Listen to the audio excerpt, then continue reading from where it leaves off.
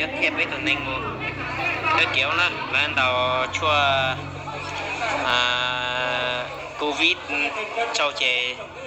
trồng mò liền nó này chỉ có bông liền này do xe do tô liền này chè ta sẽ là cho từ chua bác sĩ ta tỏ vô cho một chèo cho bẹo hông màu và cái chua bị viện nữa khó phải theo khó dùng chế xin bảo nè chế sao nó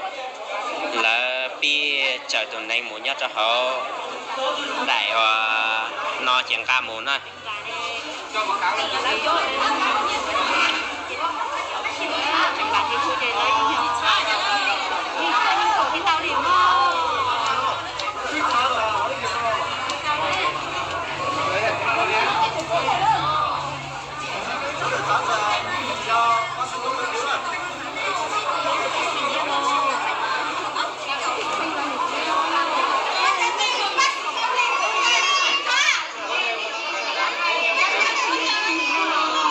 nó chỉ chọn trả yên công đi nữa, hoặc là ta hậu lì đi nữa,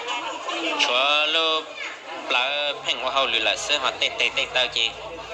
bây giờ hoặc là ta hậu lì đi nữa nè, chẳng nó hay tiền no chỉ chọn trả chỉ yên giờ, của quân khâu xứ này, làm cả làm cả mổ nữa, này trong bội nó nè, nhớ họ lót chế cỡ cái chai non lên nó xin là một chỉ lên nó xin nhớ chưa bỏ